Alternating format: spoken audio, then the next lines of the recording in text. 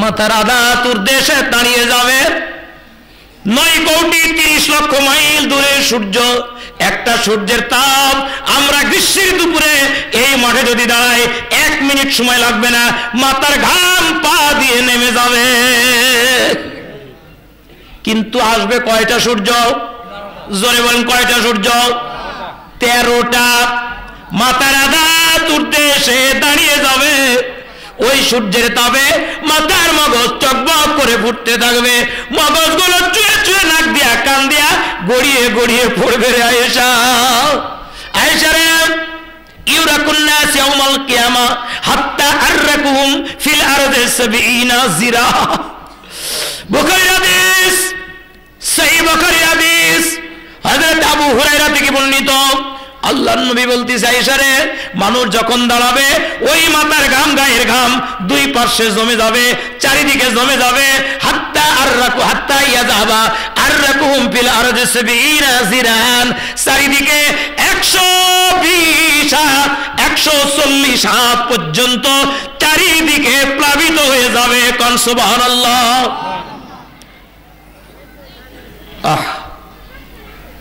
ঘামের পানি চারিদিকে 140 হাত। নাউজুবিল্লাহ না? যারে কোন নাউজুবিল্লাহ। 140 হাত পানি কতখানি হবে? আল্লাহর নবী বলেন, ওয়াইউল জিমুহুম। সহিহ হাদিস। কোকো গুলতার ভাই কই গেল গো? ওয়াইউল জিমুহুম হাত্তা ইয়াবলুগা আযানাহু। পানি বাড়তে বাড়তে বাড়তে কান পর্যন্ত ডুবে যাবে। মানুষ সাঁতরাইতে থাকবে। বলেন নাউজুবিল্লাহ। ঠিক এই সময় আল্লাহ রাব্বুল আলামিন মানুষকে বিভিন্ন রকম প্রশ্ন করবেন। প্রিয় ভাইয়ের আমার, প্রশ্ন 5টা। প্রশ্নের উত্তর দেওয়ার আগ পর্যন্ত এক ধাপ সামনে আগাইতে দেওয়া হবে না। তারই 2 নম্বর হলো আন ইলমিহি ফিমা আমিলা। আপনাকে যে জ্ঞান দেওয়া হলো, এই জ্ঞানটা আপনি কোন কাজে লাগিয়েছেন। আপনি আজকে ডাক্তার, আপনি একটা মাস্টার প্রফেসর ইঞ্জিনিয়ার। আপনি তো মাস্টার প্রফেসর ইঞ্জিনিয়ারের জন্ম নেন নাই। আল্লাহ পাক কত অসহায় করে, কত নির্বোধ করে, বোকা করে বানালেন। আজকে আপনি যেই পর্যায়ে পৌঁছেছেন, এই জ্ঞান দিয়া আপনি আল্লাহর পথে খাটাবেন না শয়তানের পথে খাটাবেন, এই জবাব কে নেবে? জোরে বলেন, আরো জোরে বলেন। কিয়ামতের ময়দানে এই জবাব দেওয়ার আগ পর্যন্ত আপনি দুনিয়াতে বহু মাতব্বরি করতেছেন, বহু বুদ্ধি কাটাইতেছেন। আপনি দুনিয়ার জমিনে একটা ভালো মানুষকে জেলখানায় পাঠাইয়া দিয়া তার বিরুদ্ধে মিথ্যা কেস রচনা করতেছেন। এমন বুদ্ধিজীবী আছে না নাই? কথা বলেন না কেন? গ্রাম এলাকা, আমি তো গ্রামে বাস করি, গ্রামের মানুষের এমন চরিত্র, তাই বলে জানো ওই লোকগুলো খেফে না ওঠে। খেফে উঠতে পারে? মাতব্বর, গ্রামের ভালো মাতব্বর, ওকে 500 টাকা দিলে সালিশের রায় উলট পালট হয়। কথা বলেন না কেন? এমন মাতব্বর, তোমার মাথায় কি বুদ্ধি না দেওয়া হয়েছে? তুমি অনেক বুদ্ধি, তোমার এত বুদ্ধি যে গ্রামের এই মাথায় বসে থেকে গোটা গ্রামের লোকজনকে লটং পটং করে ঘুরে। আসা না এমন বুদ্ধিজীবী? তুমি যে বুদ্ধি খাটায় গোটা গ্রামের মধ্যে অশান্তি সৃষ্টি করেছ। আসামিও আসে, বাদীও আসে, দুজনের কাছ থেকে টাকা খায়। অন্ধকারে বসে থেকে ভিড়ি টানে আসামি পক্ষ, বাদী পক্ষ, 2 পক্ষই ওর কাছে বুদ্ধি নেই। তোমার মাথাটা ঠিক রাখো। আমার আল্লাহ রাব্বুল আলামিন পরিষ্কার করে বলে দিলেন, তোমাকে প্রশ্ন করা হবে জ্ঞানের ব্যাপারে, বুদ্ধির ব্যাপারে। এই বুদ্ধিটা তোমাকে যে জ্ঞান দেওয়া হয়েছে, তোমাকে যদি পাগল বানানো হতো তাহলে তুমি কি করতা? পাগল না বানাইয়া তোমাকে জ্ঞানী বানানো হয়েছে। এই জন্য চিৎকার দিয়ে কোন শুকরিয়া আদায় করতে হবে? কার? আরো জোরে বলেন কার? এই জ্ঞানটাকে কাজে লাগাতে হবে কার পথে? নাকি মানুষকে ঠকানোর জন্য? মানুষকে ঠকানোর জন্য কাজে লাগাবেন। আল্লাহর কসম লাগে কিয়ামতের ময়দানে দাঁড়ায়া থাকা লাগবে। মানুষ শুধু হিসাবই দেবে 50,000 বছর ধরে। কিয়ামতের ময়দানে মানুষ দাঁড়িয়ে হিসাব দেবে 50,000 বছর ধরে। চিৎকার দিয়ে কোন আস্তাগফিরুল্লাহ।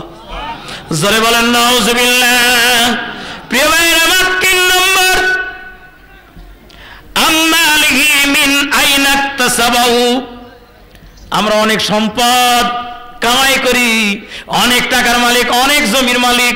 আপনি কিভাবে জমির মালিক হলেন? আপনি জমি দলিল জাল করে মালিক হলেন নাকি অন্যকে ফাঁকি দিয়া মালিক হলেন? এইটা কিন্তু আপনাকে প্রশ্ন করা হবে। আপনি অফিসে বসে বসে কলমের খোসা দিয়া অনেক টাকা ইনকাম করা যায়, কথা বলেন না কেন? জামাই দেখতেছে বেটিকে দিয়ে দেবেন, দেখতেছে জামাইয়ের উপরি কামাই আছে না নাই? যদি উপরি কামাই থাকে তাহলে বিটি বিয়ে দিতে আপত্তি নাই, এমন শ্বশুর আছে না নাই? আমার ভাইরা, আল্লাহর কসম লাগে অর্থ উপার্জনের ব্যাপারে প্রশ্ন করা হবে। আপনার যদি এক সন্ধ্যা পর এক সন্ধ্যা খায় তবু যদি হালাল হয়, কিয়ামতের ময়দানে বাঁচার উপায় থাকবে। আপনি দুনিয়ায় কোটি কোটি টাকার মালিক, কলমের খোসা দিয়া টাকা ইনকাম করে, স্কুল কলেজ ইউনিভার্সিটি মাদ্রাসা এগুলোতে টিচার নিয়োগ দিয়া, কর্মচারী নিয়োগ দিয়া টাকা মারার লোক দেশে আছে না নাই? এই কথা বলেন না কেন? আমার কলমের খোসা দিয়া টিয়ার কি আর কাবি খা, এই খা ওই খা, এগুলা মারার লোক আছে না নাই? মসজিদে টাকা দেয়, মসজিদে গম দেয়, চাউল দেয়, ওর আবার পার্সেন্টেজ দেয়, এমন লোক আমাদের মাঝে আছে না নাই? দুষ্ট মাথার কাট করে দেয়, তাও আবার টাকা নেই। মেম্বাররা খেপে যাবে তো দেখছি, মেম্বাররা তো খেপে যাবে রে ভাই। আমার ভাইরা, আপনাদেরকে বাঁচাইতে চাই আমি।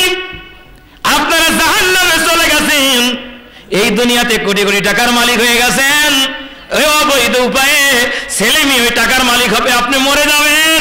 ছেলে মেয়ে ওই টাকা মদ খায়া টাড়ি খায়া কেউ বা অবৈধ পথে ব্যয় করবে, আর আপনি এক ধাক্কা খাইয়া জাহান্নামের আগুনে জ্বলবেন।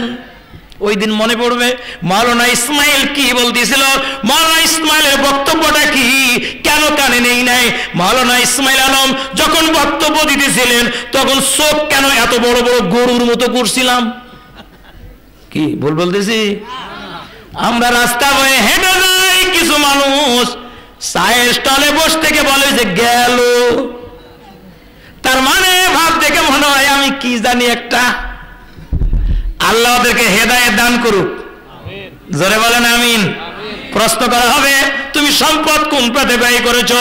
আল্লাহর কসম লাগে আজকে আমরা সিদ্ধান্ত নেব, যদি না খায়ও থাকা লাগে, এক সন্ধ্যা পর এক সন্ধ্যা খাওয়া লাগে, যদি গায়ের জামা ছিঁড়াও 2-4 দিন গায়ে দেওয়া লাগে, আল্লাহর কসম লাগে হারাম পন্থা অবলম্বন করব না সম্পদ উপায়ে।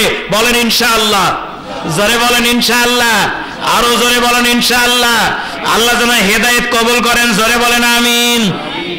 সম্পদের মালিক, বৈধ পথে সম্পদ উপার্জন করেছি, এই সম্পদটা আমি কোন পথে ব্যয় করি এইটা আল্লাহ প্রশ্ন করবেন। এটা 4 নাম্বার। আমার উপার্জিত অর্থ আমি বৈধ পথে ব্যয় করি না অবৈধ পথে ব্যয় করি?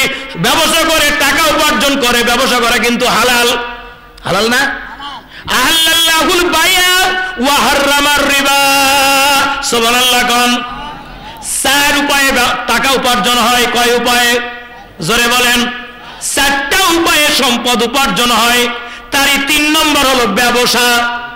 3 নম্বর হলো ব্যবসায় অনেক টাকা আছে। একটা চাকরিজীবী আর একটা তরকারির দোকানদার সমান। একটা তরকারি দোকানদার মাসে 25-30 হাজার টাকা ইনকাম করে, আর আমি ইসমাইল হয়তো 30 হাজার টাকা ইনকাম করলাম, চাকরি বেতন হতে পারলাম 30 হাজার। আর তরকারি দোকানদারি করে ও যতই নিম্নমানের হোক না কেন ও 30-40 হাজার টাকা ইনকাম করে। তার মানে ব্যবসায় টাকা আছে না নাই?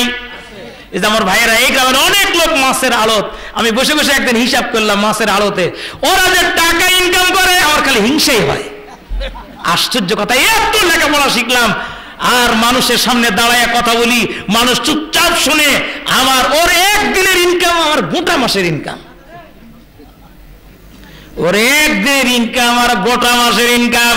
এই যে আল্লাহ আপনাকে দিয়েছেন ব্যবসায় টাকা আছে, রাসূল বলেছেন তোমরা ব্যবসা করো। রাসূল কিন্তু ব্যবসায়িক ছিলেন, সুবহানাল্লাহ কোন? দুনিয়ার বহু নবী ব্যবসা করেছেন, আল্লাহু আকবার।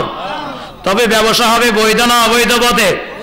বৈধ পথে আপনি ব্যবসা করলেন, টাকা উপার্জন হলো, এই টাকাটা দিয়ে আপনি মদ খেলেন না দুধ খেলেন, আল্লাহ জিজ্ঞাসা করবেন। সুবহানাল্লাহ কোন। বহু লোক আছে টাকা ইনকাম করে সুয়ানি খেয়ে শেষ করে, আছে না নাই? সুয়ানি খাওয়ার এক অপরাধ, আর এই লোকটা অবৈধ পথে ব্যয় করলো, এটা আর একটা অপরাধ। এই দুইটা অপরাধে অপরাধী হবে। প্রিয় ভাইরা আমার, কিয়ামতের ময়দানে আপনাকে প্রশ্ন করা হবে। 4 নম্বরের প্রশ্ন, আপনি উপার্জন করেছেন অর্থ, এটা কোন পথে ব্যয় করেছেন? আজকে সিদ্ধান্ত নিব, আমার অর্থ কোনো অবৈধ পথে ব্যয় করব। আপনার মাকে আপনি একটা এক মুঠা মিষ্টি নিজে মুখে দেন, আপনার মায়ের হাতে একটা শাড়ি নিজে দেন, আপনার স্ত্রীর মুখে একটা রসগোল্লা তুলে দেন, এগুলো সাদকা। সুবহানাল্লাহ কোন। আপনার ছেলে মেয়ের জন্য ব্যয় করবেন, ওটা সাদকা। সুবহানাল্লাহ কোন। আপনার প্রতিবেশীকে আপনি দান করবেন, আপনার প্রতিবেশীর দানের সওয়াব সবচাইতে বেশি। কোন সুবহানাল্লাহ।